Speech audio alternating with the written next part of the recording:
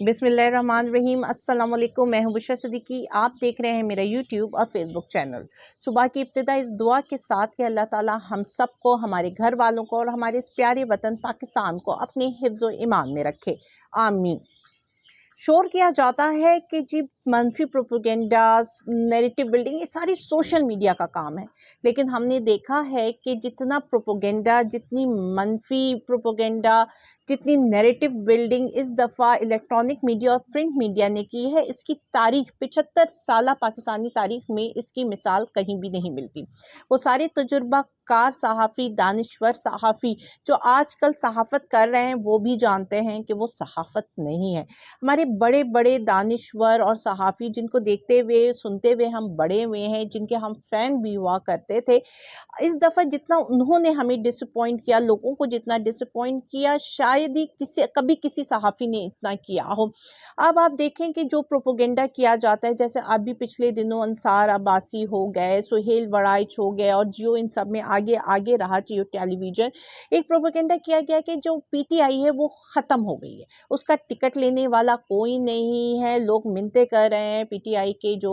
Member, बच्चे कुच्चे member हैं, कि कोई उनकी टिकट ले ले, लेकिन कोई भी आसपास भी नहीं भटक रहा है। अब कोई वजूद नहीं रहा है पीटीआई का। फिर वही जो टेलीविज़न जो कि कहता था कि पीटीआई ख़त्म हो चुकी है, उसका टिकट लेने वाला कोई नहीं है, वो कहता है कि पीटीआई के टिकट तो करोड़ों रुपए में बिक रहे हैं, बेचा जा रहा है। तो वो जो इसका पार्टी का टिकट कोई लेने वाला नहीं है, कोई ज़बरदस्ती भी ना ले, वो क्यों 4 करोड़ रुपए देकर उस पार्टी का जो इसका कोई वजूद ही नहीं रहा है, जिसका कोई फ्यूचर ही नहीं रहा है, उसके लिए वो अपने 4 करोड़ ज़ाया करेंगे। तो यहीं पे इन सब का प्रोपेगेंडा जो है वो ख़त्म हो जाता है, ख़राब हो जाता है, दावरदोस हो जाता है, क्योंकि झूठ जो है ना उसके पाँव नहीं होते। ऑर्गेनिक चीज़, ओरिजिनल चीज़ वो सामने आकर रहती है। अभी आप ये देख लीजिए कि कहाँ ये कह रहे थे कि पीटीआई का टिकट लेने वाला कोई नहीं है, तो वहीं पे आज 2 दिन पहले ही पीटीआई के सेक्रेटेरिएट में लंबी लंबी कतारें लगी हुई थी, लाइनें लगी हुई थी टिकट वाले वो लोग की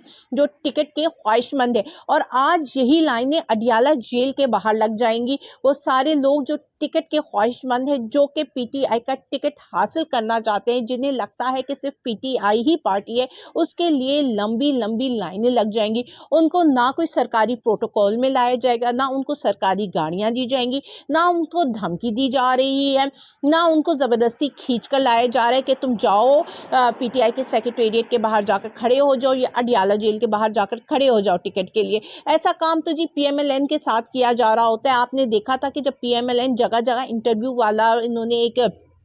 शोशा छोड़ा हुआ था कि हर जगह इंटरव्यू कर रहे हैं, और जब बलूचिस्तान के इंटरव्यू की बारी आई तो किस तरह जितने भी लोग थे वो सरकारी गाड़ी में आए गए थे। मतलब बलूचिस्तान की सरकारी गाड़ी, नंबर प्लेट लगी हुई थी, उसमें उनको लाया गया था और ज़बरदस्ती लोगों को कहा जा रहा है कि नहीं तुम टिकट लो, नहीं तुम पीएमएलएन का टिकट लो। तो एक तरफ वो पार्टी जिसके पास तमाम सहूलत है, जिसके पास लेवल प्लेइंग फील्ड दी गई है, जिसको कहा जा रहा है कि तुम ही जीतोगे, उसके बावजूद उसका टिकट लेने वालों को ज़बरदस्ती की जा रही है उनके साथ कि भाई तुम लो, टिकट भी लो, पैसे भी दो, सारा कुछ करो। और जियो ने ये तो बता दिया कि 4 करोड़ रुपए जी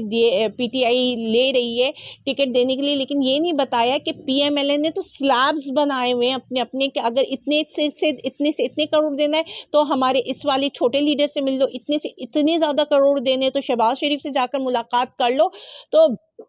जियो जो है अपना प्रोपेगेंडा, अपनी झूठ खुद ही पकड़ लेती है, उसको खुद ही एक्सपोज कर देती है। जिस तरह उसने अब पीटीआई के टिकट के चक्कर में एक्सपोज किया कि पहले वो झूठ बोलती रही कि पीटीआई ख़त्म हो गई है, एक प्रोपेगेंडा किया और फुल फ्लैश प्रोपेगेंडा किया, जिसमें तमाम बड़े बड़े सहाफ़ी, सुहेल वड़ाइच साहब भी शामिल रहे और कहते रहे पीटीआई का वजूद नहीं है, और फिर ख़ुद कहते हैं कि पीटीआई के टिकट इतने में बिक रहा है। और अब सब लोगों ने देख लिया कि पीटीआई के लिए टिकट के लिए लाइनें लगी हैं, चाहे वो सेक्रेटेरिएट हो जिसमें 2-3 दिन पहले लाइनें लगे, चाहे आज अडियाला जेल के मनाजिर देखने वाले होंगे। दो के इमरान खान की ज़मानतें मुस्तरद कर दी गई और जिस तेज़ी से ये तोशाखाना वाला और अलकादी ट्रस्ट केस बढ़ाया जा रहा है, फ़ौरन तारीखें लगाई जा रही हैं। मुझे तो लगता है वो जो एहतसाब अदालत के जज हैं वो अपना कमरा अडियाला जेल में ही बना लीजिए, क्योंकि उनको बहुत तेज़ी है और उन्होंने दिलावर साहब को भी शायद मात करना है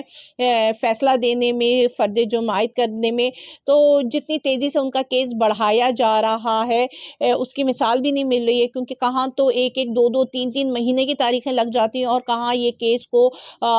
फ़ौरन चलाया जा रहा है। दूसरी तरफ पेशावर हाई कोर्ट ने आज सुबह 9 बजे के करीब फैसला करना है बल्ले के निशान पर, कि बल्ले का निशान वापस मिलता है कि नहीं मिलता है। इसमें दोनों तरफ से, इलेक्शन कमीशन की तरफ से भी और पीटीआई की तरफ से दलाइल मुकम्मल हो चुके थे और अब ये फैसला महफूज कर लिया गया था और कहा गया था कि सुबह 9 बजे जी ये दोबारा से अदालत ये समाअत शुरू होगी और फिर फैसला सुना दिया जाएगा। अब देखते हैं कि फैसला क्या आता है, नौरीन ने रोना है या पीटीआई वालों की कोई दूसरी हिकमत अमली सामने आती है बल्ले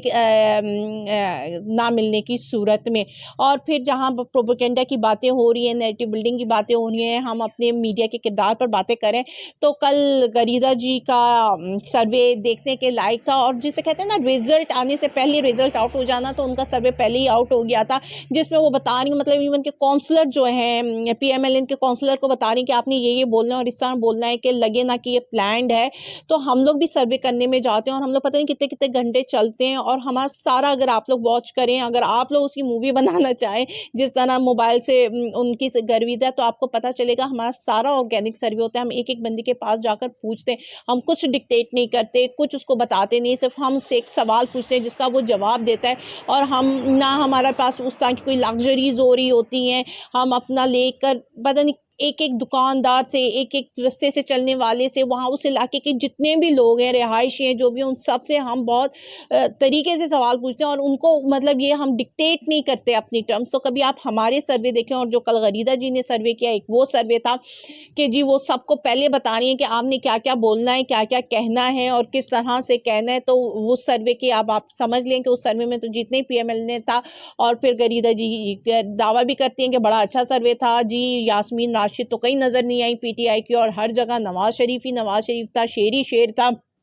बल्ले की कोई वजूद नहीं रहा। उस सर्वे में होगा, जिस तरह का वो सर्वे था उस सर्वे में यही होगा। लेकिन ये बात है गरीदा जी, सर्वे आपने जैसा भी किया, लेकिन आपने सहाफ़त का जनाजा निकाल दिया है। आप लोग जो सहाफ़त कर रहे हैं पाकिस्तान में, उसके बाद शायद ही कोई जर्नलिज़्म पढ़ कर आएगा, क्योंकि जो कुछ जर्नलिज़्म की बुक्स में लिखा होता है ना कि ये किताबें, ये सहाफ़ती एथिक्स हैं, ये मॉरल्स हैं, तो उनकी किताबें तो आज फट गई। कल आपका सर्वे जिस तरह हुआ, जिस तरह उसका रिज़ल्ट आउट हुआ, वो फिर वो सहाफ़ती सारी किताबें फट गई हैं। आप लोगों को सहाफ़त पढ़कर आने की ज़रूरत नहीं है। आपकी अपनी कोई एफिलिएशंस होनी चाहिए, डिक्टेशंस लेने में आप अच्छे होने चाहिए, आपके बड़े लोगों से टर्म्स होने चाहिए, जो वो आपको डिक्टेट करें बस आप वही जाकर आपने बोलना है, वही आपने कह देना है। आप रखिए सहाफ़ती नॉर्म, सहाफ़ती एथिक्स, सहाफ़ती मॉरल को साइड में, बेशक उसको जला दीजिए, क्योंकि पाकिस्तान में जो अब हो रही है वो सहाफ़त तो नहीं हो रही है। मुझे इजाज़त दीजिएगा, अल्लाह हाफ़िज़।